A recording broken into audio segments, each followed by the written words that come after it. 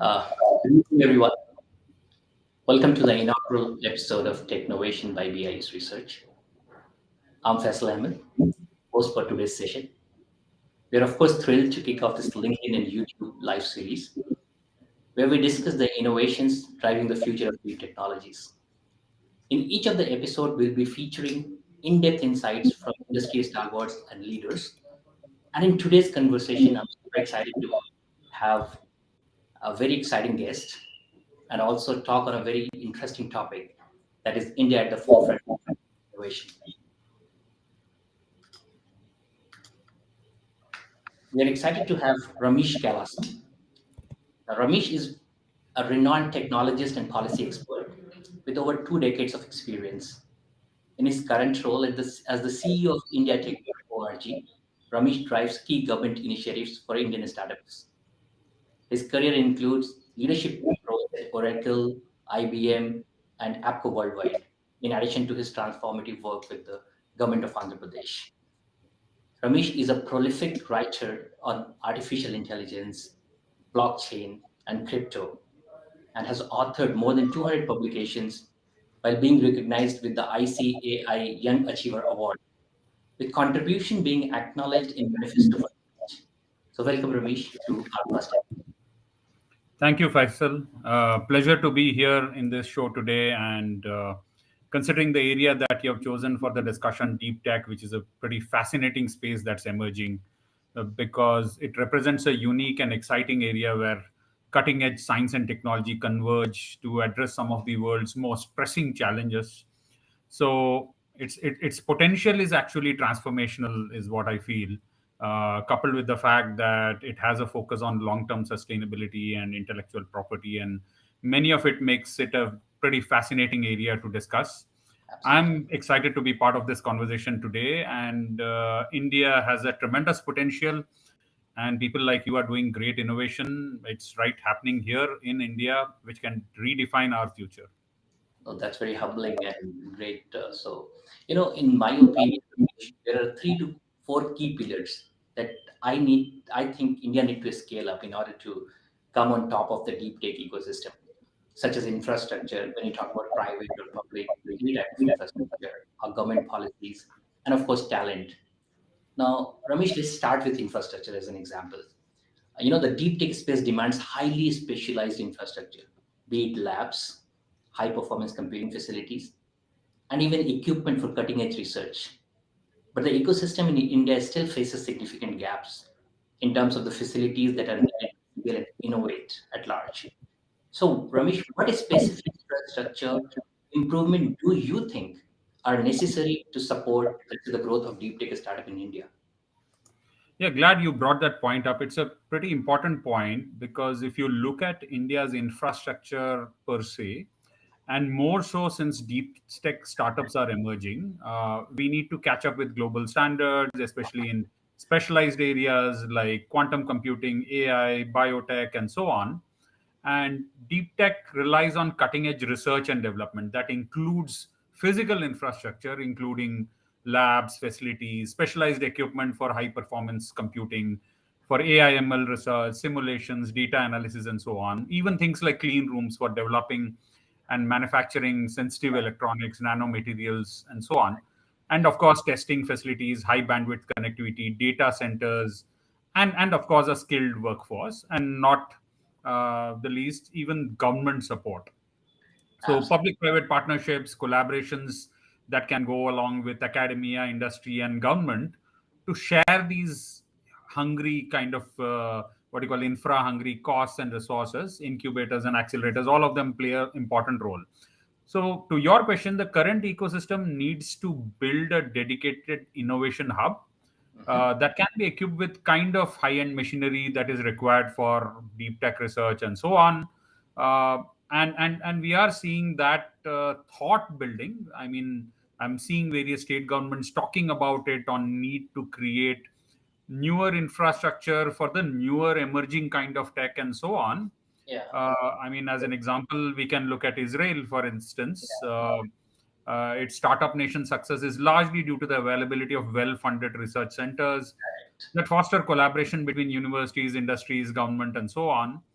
And India has similar tech parks kind of story, which were triggered and created for the R&D story that we had in the early 2000s and so on.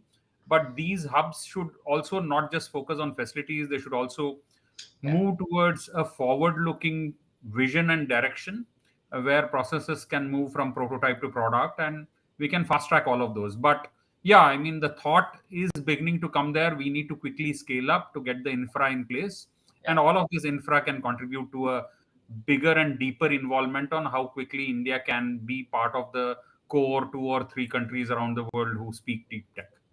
No, absolutely. You rightly pointed out that when we talk about infrastructure, we're not necessarily talking only about the hardware infrastructure or the research facilities or the physical spaces that you mentioned, right? It's also about creating a collaborative ecosystem to foster innovation, and which is a patient innovation, I would say, because deep tech is a long journey. So, for instance, cities like Boston's, you mentioned about Israel's startup nation. Similarly, if I look at it, I look at Boston's Kendall Square, which has basically become a deep tech innovation hub globally known, right? So you touched upon it, but I would also like to you to emphasize more on the fact that what role do you think these specialized deep tech clusters can play in India context? Yeah, cluster is a good word to have, but the government vocabulary also has clusters. Okay. Uh, Partly started with industrial clusters, then you have the clusters around MSME clusters and so on. So the vocabulary does exist for the government. Yes, we need to replicate the Kendall Square model kind of thing. Right. And where should we replicate? Obviously, we have low hanging fruit places, of course, like the usual suspects are we might go to a Bangalore or a Hyderabad or even an emerging new state like Andhra, which is keen and hungry to do a lot of stuff, or Tamil Nadu, or even Gurgaon and Noida in the Delhi NCR region, where they can develop and think of a deep tech city cluster in their vicinities. I wouldn't get them inside the city. We don't want people trolling us for saying, "Oh, you're one more entrant in the traffic jams." So See. we would encourage them to build them in the vicinities. A great example is this Telangana government has now announced a fourth city. I mean, they Okay. already had Hyderabad, Secunderabad, and Cyberabad. Right. Cyberabad was the one which housed the Tech 1.0 and the Tech 2.0. But they have now thought of and they've just announced what is called creation of a future city. Now, that's an interesting thought if we can get a future city concept built in on the peripheries of the so called core clusters of technology that we have in our country, and these clusters could foster collaboration within the businesses in the vicinity because you already have tech clusters built in there, and they can bring together researchers, startups, industry partners, and where we can have free flow of knowledge coming in, Mm. and that will cement the growth of the deep tech ecosystem. Imagine, I mean, just for example purpose, if we look at Indian Institute of Science or IITs or NITs or even private research oriented universities which are emerging now, where there is emphasis on creating patents, looking at innovation, or Right. for that matter engaging on these kind of new deep tech kind of initiatives, Right. such ecosystem should be encouraged, and they can speed up the development cycle right from ideation to commercialization, which is very critical because more often we have ideas in the head, and but it all depends on who commercialized it first. Correct. This can help India fast track its deep tech innovations.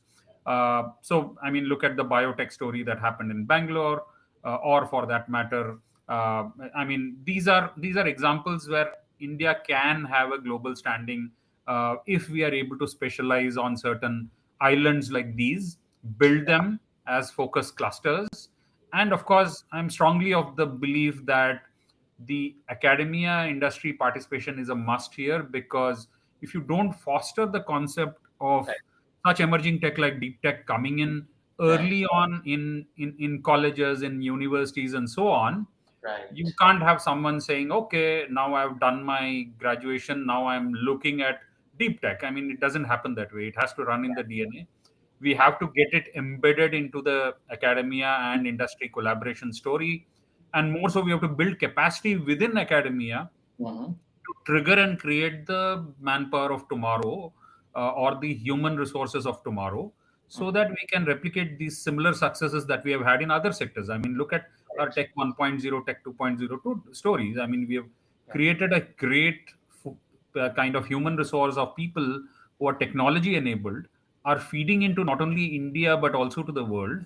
And that Yeah. happened because capacity got built in either by personal motivation or by academic participation or by government push.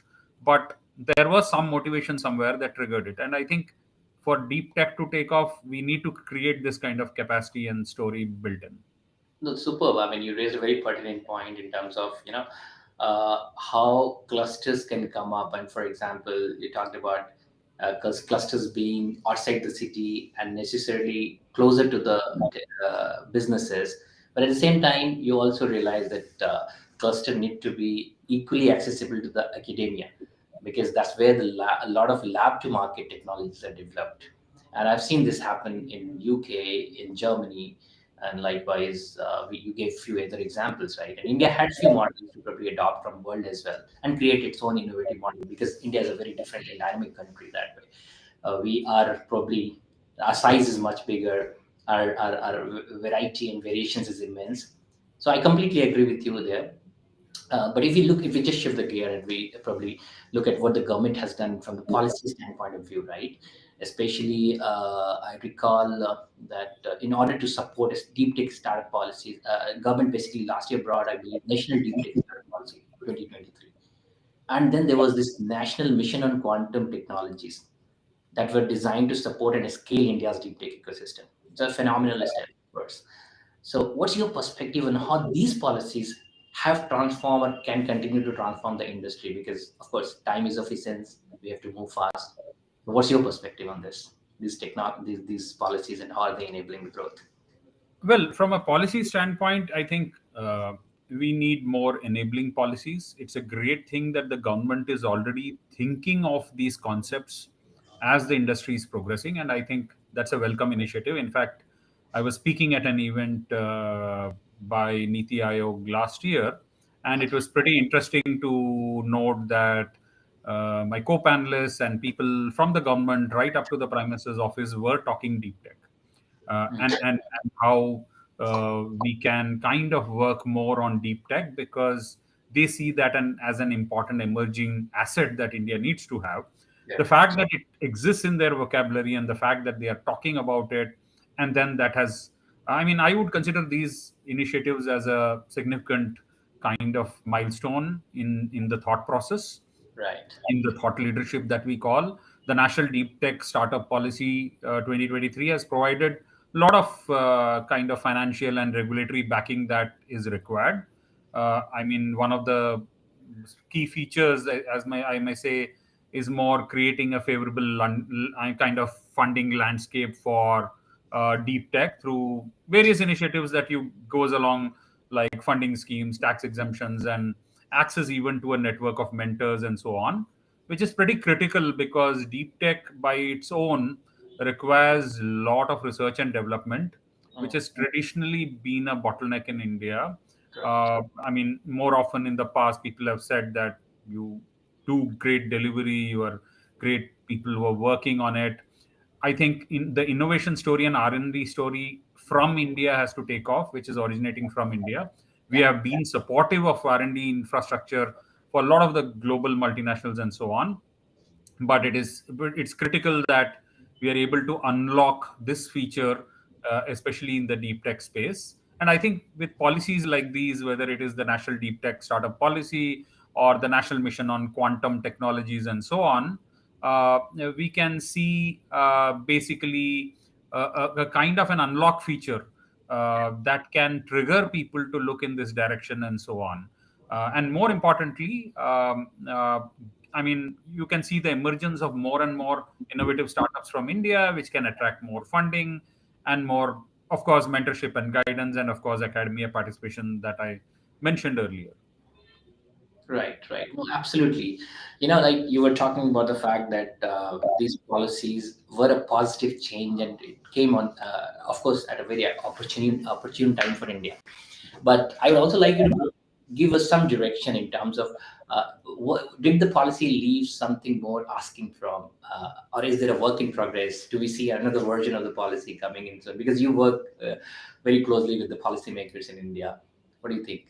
Is there Well, going? one good thing that I think the government also acknowledges, and as industry we support, is the fact that the government has now understood that these there cannot be a line that can be drawn for such policies because these are constantly evolving.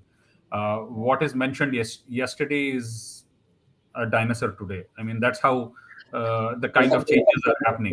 Which things happen? More and more we are seeing the fact that the government is also open with the fact now to say this is an ever live document, and that's a good part for us as industry because it gives us that leeway to continue to contribute to the thought process in the government, and for the government to understand that okay, this is not etched in stone kind of a thing. It is an evolving industry, and therefore we need to evolve, constantly evolve. And it's like a flexible frame, right? You keep drawing, and you keep expanding the frame rather than making a rigid one and say this is your innovation of yesterday, bottled and sealed and done, and there's no scope for further improvement. So I think I would say the government is open on that flexibility bit, and I think we as industry should leverage that flexibility as long as it's there and continue to contribute. Uh, as I said, there is nothing that is like drawn while these give out vision and scope for the future, but the government also understands, as I said, that yesterday's note is today's dinosaur. That's my term. I think that's a very positive change that everyone is noticing across the world, and we're already seeing some good results coming out of it. For example, in the last couple of weeks itself, this year alone, I've seen two major milestones being achieved in the space tech sector. That's a sector I personally believe India can lead the world. India can claim maybe not the second or third position, but probably the first position as well. So look at what has been achieved by ISRO as a in terms of basically launching its docking space mission, right? Docking system, the first time, historic, given that it is India's the only fourth country after US, China, and Russia to do so. And at the same time, the private sector, like we also had a major milestone with Pixel Space, tech company, coming from, of course, a private institute in India, were launched India's first private constellation of satellites. Now that's an amazing achievement, of course, and of course that's a stepping stone. It will only motivate and inspire the next generation, and I think some of these things are being very well taken up by our leadership. I noticed these things being talked in Man Ki Baat by Prime Minister Narendra Modi as well, which is phenomenal, which of course sparks a lot of interest amongst common men. And the exploration of deep tech continues, will probably continue with this intervention. Now, yes, one of the key features which I looked personally in the deep tech startup policy 2023 document was that it did focus on connecting academia with startups, especially, right? Something that's been talked about in the last 5 6 years, but there was very little action in the last so many years. But of course, I'm seeing good traction there. Now, there is another area that I'm personally very, very enthused to see India rise, and I feel there is a big potential for India to do so. That's about quantum technologies, right? AI bus has already taken off. AI, and there are so many things India is doing in this space. But I think quantum technology, especially, also the focus of the government on the national by introducing national mission on quantum technologies is phenomenal, I would say. So I believe India can take a lead there. What do you think of the mission's potential in my to make India a global leader in quantum research? Let's say. Well, I think before I come to that, I think you raised a very valid point on the space tech. I mean, we have now democratized access to space tech, which was earlier limited only to the government. You now have private sector startups coming and innovating in space tech. And we need a million engineers by 2030. That's what I had put across on space tech when I wrote an article on it last year covering why schools should start teaching space tech for the simple reason that when you had a limited scope, you could look at space tech as okay, I might end up in an ISRO, but today you have startups emerging, and same holds true for deep tech, quantum tech, and all of it. That Hmm. we need to get this somewhere into the schooling system as well, Hmm. because if you look at engineers who are coming in space tech, let's keep that as an example. Correct. It's like cricket, right? You can't say, okay, I turned 18, now I graduated, now let me start playing cricket. You should have started it in your schooling days to be for it to run in your blood. Space tech is one such area where I can't say, okay, I've graduated out, I've done some computer science, now let me fiddle out what's there in space tech. It doesn't work that way. You should Yeah. have had the passion built in or the knowledge for it, or at least you should have been a sky gazer at least to start with. I mean, So so yeah. when you see a school level, do you see that coming through new economic sector? Absolutely, absolutely.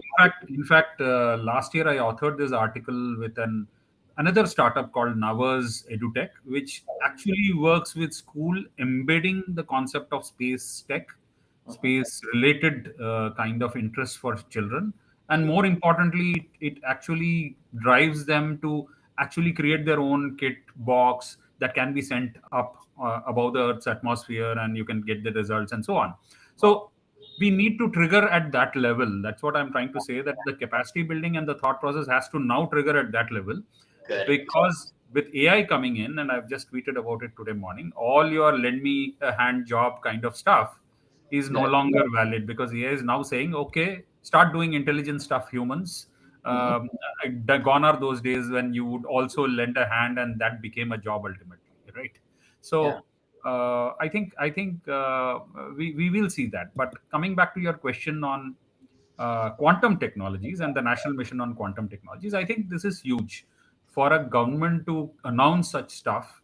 And more importantly, see, India has a potential to lead the world, I feel, in quantum computing. And Mhm. things like the national mission on quantum technologies can position India as a key player, because we will be because seeks to invest both in what you call fundamental research and as well as the application layer.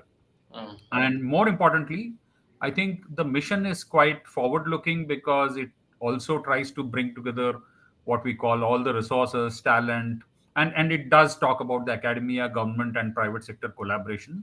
Mhm. And there are a lot of Indian quantum computing startups also which are emerging, which is pretty interesting, because if you look at that data, I'm intrigued to see, like, last week I was speaking on AI, and we have 6,600 startups which have emerged in AI alone. Okay. So we are seeing a, I would say, quantum jump in quantum technologies as well, Yeah. because now the startup ecosystem is gathering and picking up these new emerging tech areas. I mean, I saw this Indian quantum computing startup called QSIM, which is already benefiting for such collaborations and so on. The government's investment is in quantum computing can also lead to a lot of breakthroughs, because fields like cryptography, healthcare, material science, all of that, the policy is a game changer, I would say, for startups who are exploring quantum tech, because there can be institutional backing that can come through this national mission. And more and more startups, we can see them emerge in this space. Super, super. So of course, I mean, you mentioned very interesting point about like early intervention of within school ecosystem, and like the need for having a million plus space engineers. And well, of course, that's something, which you have recommended, and I'm sure the policymaker will be looking at some of these things very keenly. So now, continuing with that thought, Ramesh, for example, the talent is a very critical factor in enabling the growth or fostering the ecosystem of deep technology. It requires highly specialized skills. You pointed out the space as an example, right? And building that talent pipeline is not a small feat. It cannot be done by one-off initiatives or few act of generosity by even by government or or private sector. But I think there has to be a very deep thought process in terms of developing robust strategies that India can adopt to develop a talent pool that meets the demand of the deep tech industry in future, right? Before you start answering this, I was also going to probably comment the fact that you mentioned there are 6,600 odd AI startups in India. That's phenomenal to hear that kind of number. But also look at the fact that how many of them are like, absolutely not another rip off of any existing model, or basically it's a true innovation.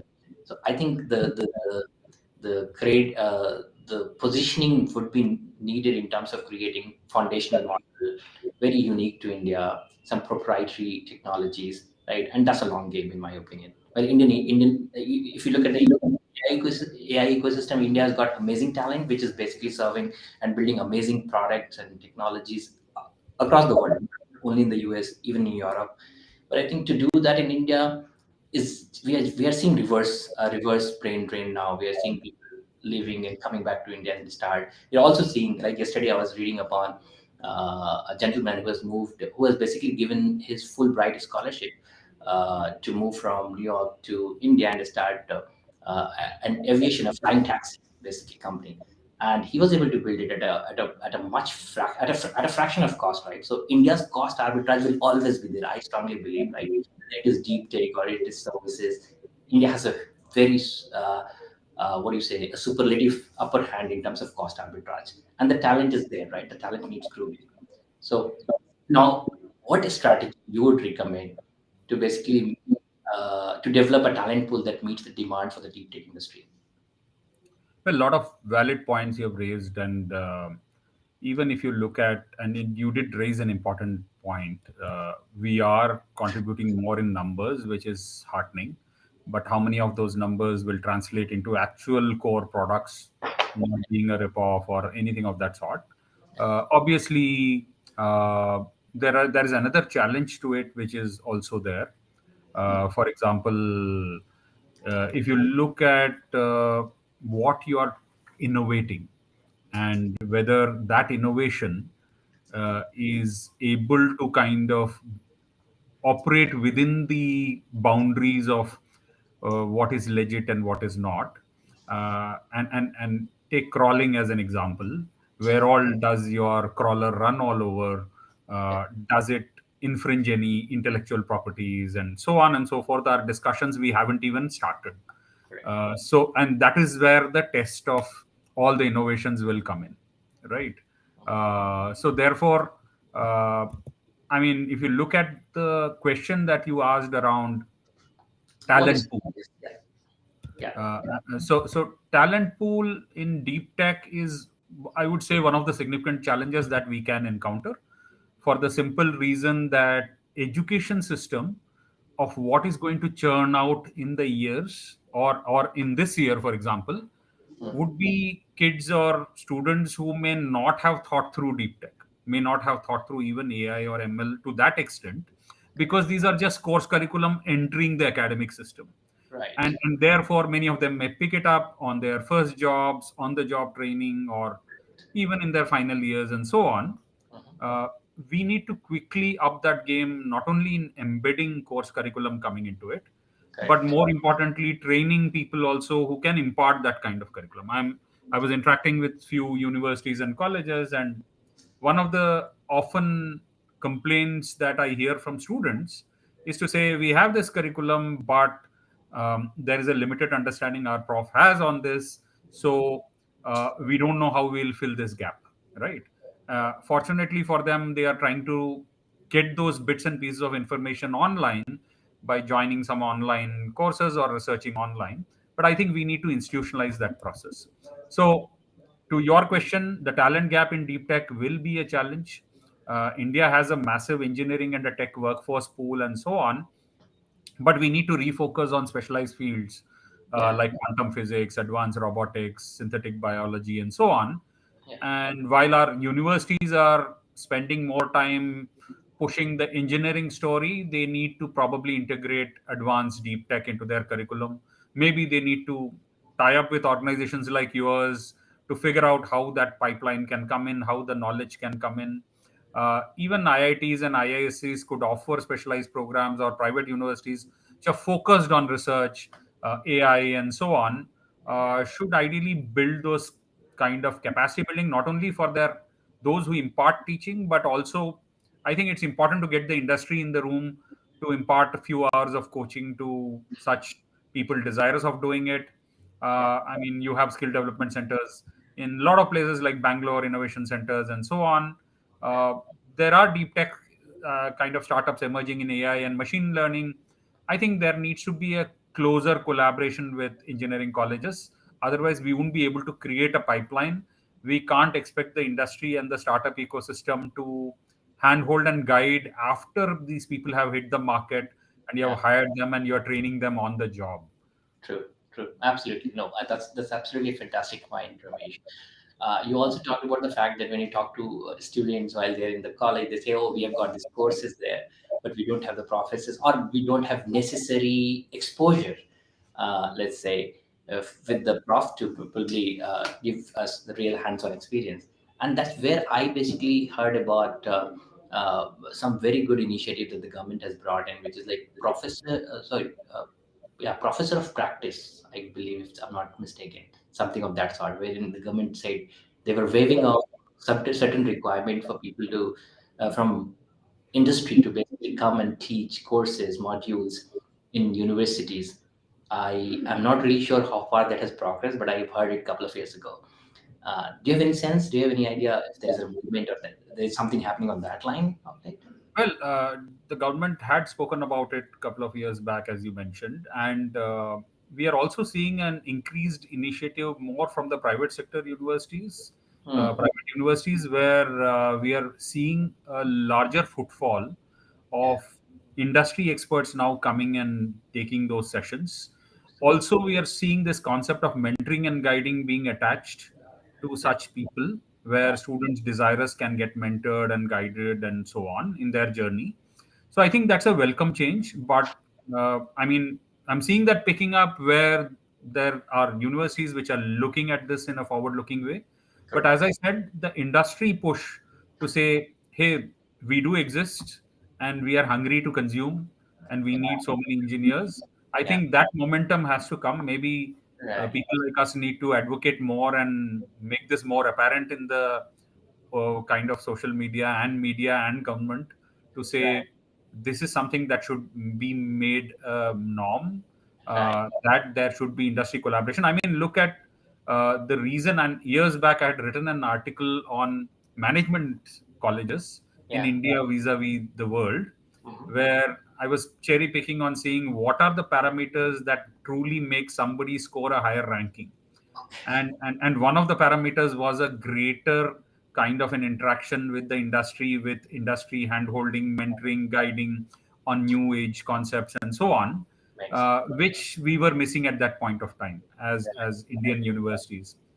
And that small step could have brought them into kind of global reckoning, rather than students going there and saying, okay, this is the pot, this is the set of people whom I should learn from, and this is the limited scope of it. Whereas an industry interaction would open your minds to think out loud and think out in a more open way. So I think that's something which is pretty important and critical. And I No, mean, I'm seeing a trend already with industry, I mean, universities implementing it. super. So that's indeed a great point. And beyond education, we also need industry academia collaboration that we have talked about, right? And also we talked about deep tech policy by government probably fostered that or is fostering that. But we need this industry academic collaboration to ensure that the talent is work ready, right? As you rightly pointed out, it's not about just like one way traffic wherein you have courses, but there is no immersion within the real world situation, right? So to make the talent work ready, it's critical. But let's shift our gear a bit.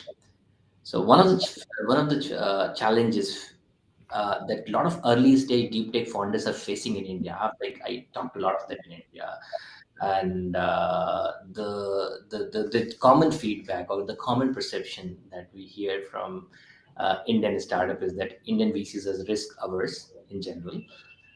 So one of the challenges facing these early stage startups in India is that they struggle with finding seed capital, maybe pre-series A capital.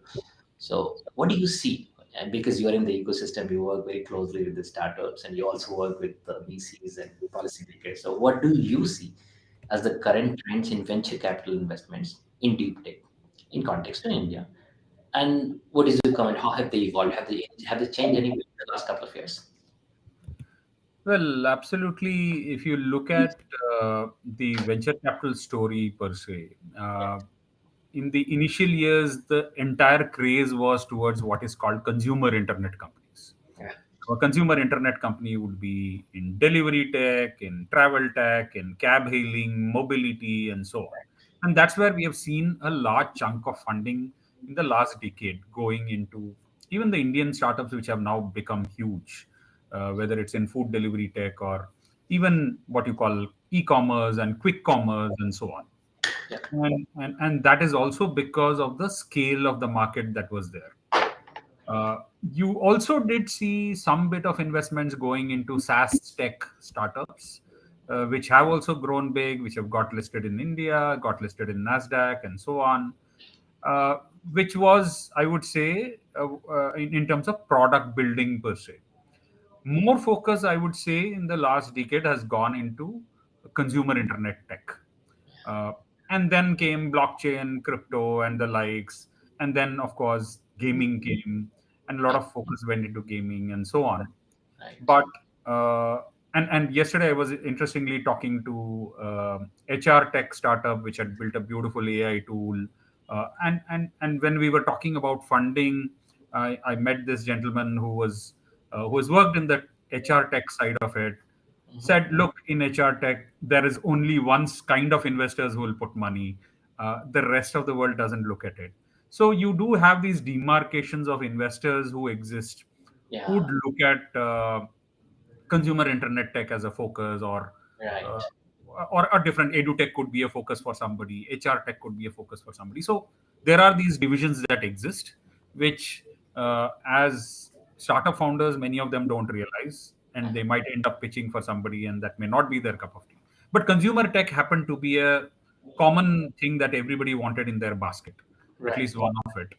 So the Right. question that comes in is, how will deep tech be looked at?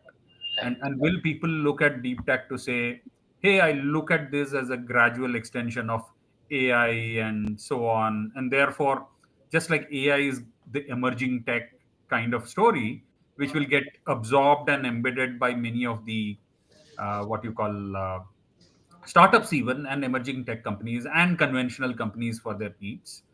Can deep tech fall into that category? And Right. I'm seeing a trend where investors are beginning to ask, saying, okay, you've done this, but have you got a layer of AI into it? So the fact that they are asking that question means that, okay, you might be doing any business, but please have these layers in it.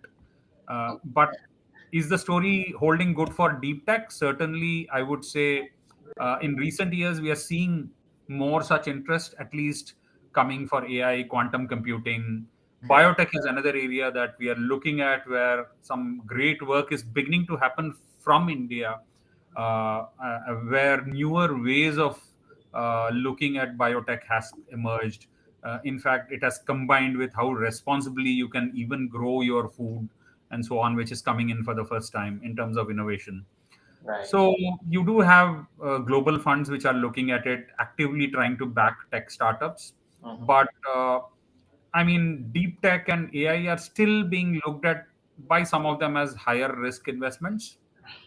Uh, but government schemes like Startup India Seed Fund and various other schemes that are emerging, Atal Innovation Mission has been supporting in some of these, are trying to mitigate those risks by providing seed capital to early stage. So at least in early stage, you are not hunting for a fund, but if you are able to tap into these government kind of things and you're able to tap into some of that, it will give some comfort factor where the VC comes in and sees, okay, there is at least a product in place. Yeah. The product is prototypable. It has been signed up by one client at least who has implemented it. So I Right. think these are the tick boxes, basic tick boxes they are looking at. But the question remains that how much of these funds, so you have a global pool of funds that Right. every VC sets up. How much of these funds will be available for deep tech? And how much time do these companies require to evolve and build their products? That's also critical, because Mm. if somebody says, okay, I'm putting money, but you will see my product in 2027 or 2028, Right. not sure how much patience will be there with the investors and so on. So I think it's a problem that we are seeing evolving, but at the same time, I guess the speed at which you turn around, the manner or the issues that you are solving, the kind of client signups that are happening, all of those give a comfort factor possibly Mhm. for kind of investors to look at, and I think they should look at, for the simple reason that I think we've reached a fairly mature level in terms of consumer internet startups. Mm. So Yeah, not, you can't have any more, and you're seeing duopolies emerging in each of these with correct. consolidations happening. So you don't want one more person coming in saying, hey, I'm going to deliver this at 1 minute or so, Yeah. where I might say the dark store is inside your kitchen itself. So we don't want that kind of innovation to come in. So No. obviously, you will see a change, because now the next stage is, so if you look at, maybe we there can be a tweak here for an investor to look at. If you look at uh, I mean companies that are emerging in deep tech and AI and so on, they will not necessarily be B2C. They Yeah. will be B2B. Mm. And maybe what they are doing is sharpen the offerings of not only conventional companies, but also the Tech 1.0 and Tech 2.0 companies, which are offering consumer internet services, to Right. become more smarter, sleeker, and more intelligent, look more intelligent.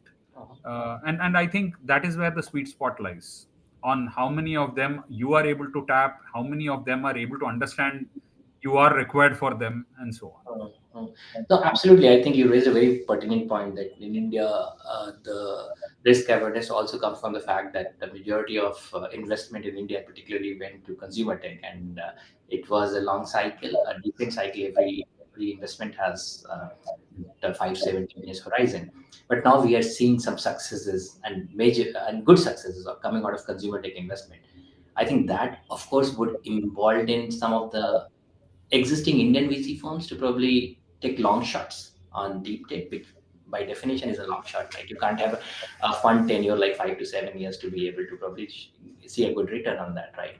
That's one. And of course, we are seeing, and I mean, in the news, we are hearing it about some of the established VCs launching very early stage, doing early stage seed or pre-series A, especially for deep tech, right? They would otherwise not cut these kind of checks.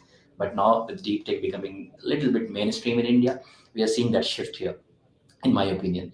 Also, you raised one thing that I always keep wondering about, the fact that like there are, within deep tech space, there are sectors that are of national that has immense implication on national security, right? And that doesn't really stop at so you would not like a lot of global VCs to come and just invest on it, right? You want better control, maybe. So that's a dichotomy I have not been able to think a solution of. But I'm sure that deep tech, as deep tech requires long development cycle, we'll have to find ways to bring in private public partners, partnering on funding as well, right? And traditional venture capital often isn't built for those timelines, so we need more handholding, in my opinion. Well, I think with that, I'd like to thank uh, everyone for the incredible engagement. I believe there are a few. I'm not able to trace how many live viewers are right now on two streams that we are doing, LinkedIn and YouTube. But it seems we are now open to Q&A. Let's see if we've got any question in the chat from the audience. Um, let's see. Okay. Okay. So I think, yeah, there is one question for you, Ramesh. Maybe this is basically a build up of what we were just discussing.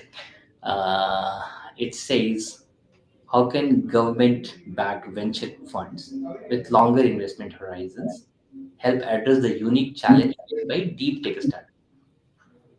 It's like, how can the government-backed venture fund, okay, maybe government-backed, interesting word, with longer investment horizon, rightly so, help address the unique challenges faced by deep tech startup? Nice, good question. Yeah, I think interesting thing is the answer, and great question. And I've been seeing this pattern when I visit incubators set up by state governments, where they have invested. They have also been part of the story of incubating them and so on, where the expectation is not like possibly a regular investor who might want to see results tomorrow, which is good and bad.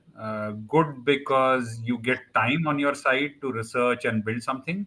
Bad on your side because you don't have somebody whipping you to make you work. You can tend to get lax. But yes, government back.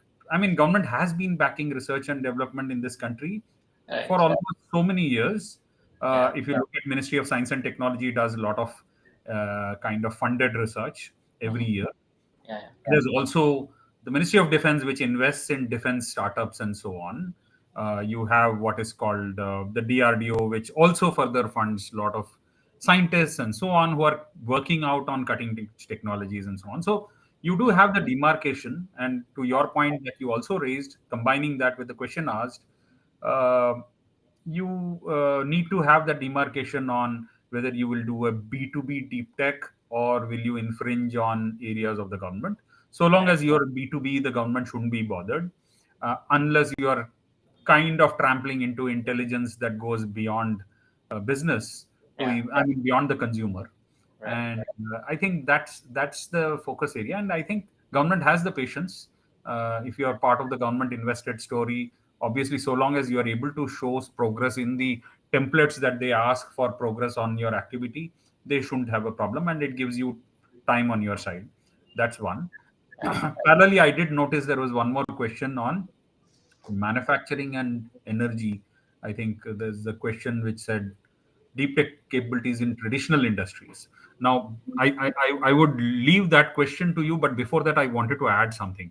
This is a pretty pet topic for me because I keep talking about conventional manufacturing industries, even in the FMCG space. Mhm. If you look at them, they are adopting a lot of technologies. I had written about it a couple of years back on a case study on ITC, for example, which had implemented this thing called Project Six Sense. It's a pretty interesting concept. So basically, the consumer of yesterday has changed. They want everything on the swipe of a screen or a click of a button and so on. So, and conventional buying has always been in India what you call enforced by, I mean, the soap you take bath in or the detergent that you buy for the house was dictated by the family. But now that preference has changed because the next Gen Z is actually looking at different forms to get motivated and so on. So you are seeing conventional companies now not only adopting AI and analytics, but they are also now moving towards deep tech to see where their answers lie, not only for their strategies on how to go about innovating in their products, but also looking at what are the consumers' preferences, not by a simple mundane roadside survey, but more getting into online platforms, skimming it through to figure out what is the chatter going on expectations of comfort on products and trying to see if they can imbibe in. So we are seeing already a change in the way conventional industries are looking at the consumer, plus looking at the kind of data from where they should pick up, how they should analyze, how they should kind of go ahead with their strategy creation and so on. So I think those are the kind of thoughts I would put on, and great questions so far. Oh, superb. I think that's a great question. And I think you left one question for me. I think it's being asked by Britnandal Jha. I wanted to know your view on ways to build deep tech capabilities in traditional industries such as manufacturing and energy. Deep tech capabilities in traditional industries. So, if I'm getting the question right, I believe if you're trying to understand what deep tech capabilities can be built or can be explored, let's say within traditional industries, which is, of course, heavy industries you mentioned, manufacturing and energy. And I think that is exactly where a lot of innovation is happening. If you look at smart manufacturing or basically Industry 4.0, the general term about tech evolution that has been coined in terms of heavy industries, Industrial 4.0, basically a new emergence of a new set of industries, which also was talked about, like how from generative AI we will move to, let's say, physical AI. We will basically have more robots doing almost everything in the future factory. It is already happening now. The mega trends that, okay, there has to be a transition from current manual intensive work to automatic and robotic enabled work, but you have to look backward in terms of understanding the opportunities within technology space. For example, if you need physical robots to basically operate in different industry setup, in different condition under different condition.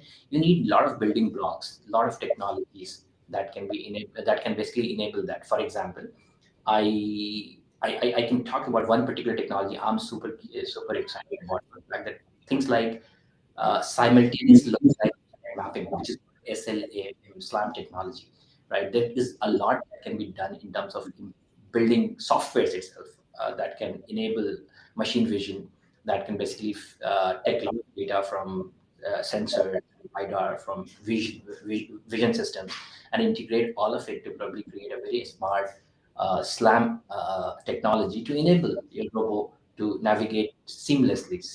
Right? Of course, there is a lot of advancement in robotic navigation, but I think technologies like SLAM can go a long way in making it as good as human being, or maybe probably more efficient than human being, much more efficient.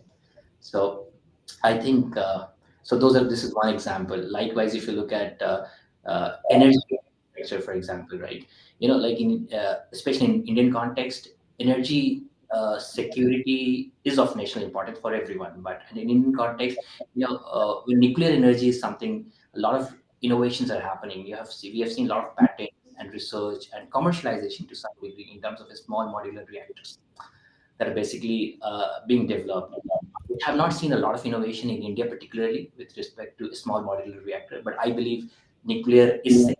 It's not that nuclear is more safe; it is much safer. The small modular reactors are really safe. That can be a separate session. We can talk more about small modular reactors and the opportunities that lies within that space, especially for in the Indian context. Right? So that's again a very exciting space, and it's exciting technology to look at. Uh, I think there are a few thoughts and questions, but for now, we will try to basically uh, wrap it up. And I think, Ramesh, this has been a truly insightful discussion for me, and I hope the audience also found it insightful from the perspective of Indian context. And I believe we have just scratched the surface of what's happening in India. And what needs to be done in order to deep tech ecosystem flourish and probably see India as one of the top three countries uh, in deep tech innovation in the next 5-10 years. I believe with the right infrastructure, policies, and talent development strategies, India truly has the potential to basically become one of the leaders in this space. And I would like to thank everyone, and especially you, Ramesh, for your time today. And uh, thank you, everyone, once again for joining us in our inaugural episode of Tech-novation by BIS Research. We hope you found the conversation as engaging and informative as we thought it would make it.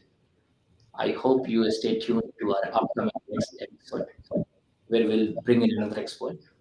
And till then, you all take care and have a great time ahead. Cheers. Thank you, Faisal. I think it's been a pleasure to be part of your inaugural and discussing about these critical issues. And I'm confident that the deep tech ecosystem will evolve. We will see more funding, more capacity being built in, and more importantly, now, we were discussing the other day, and with your university and what you had done. I think it's important to now create deep tech clubs within universities as well, so that students can now at least trigger the thought within them. And I think you should start with your alma mater. Super. Saying, You got me started there. Like coming from Bihar, growing in Bihar, and then going to BITS learning. I never thought I would become an entrepreneur. I would probably start a company. But going to BITS basically actually gave me that ecosystem of creating something, because I became the president of a club called Center for Entrepreneurial Leadership. And basically, and that is basically what you said is like that was a stepping stone for me, basically, to basically talk to a lot of industry experts, understand how entrepreneurship can be built and how product can be launched, and rightly pointed out that university and schools should start bringing these clubs now. And it's a very interesting idea, novel idea. to start a deep tech club, an AI club, a quantum tech club, and so on. I think that's Yeah, the next. yeah, that'd be super amazing. Super. I hope the right people are actually hearing your ideas. I'll also ensure that I pass this comment to people I know. But thank you very much. Anita. Thank you so much. Thank you. Thank you everyone for joining in. Have a nice evening.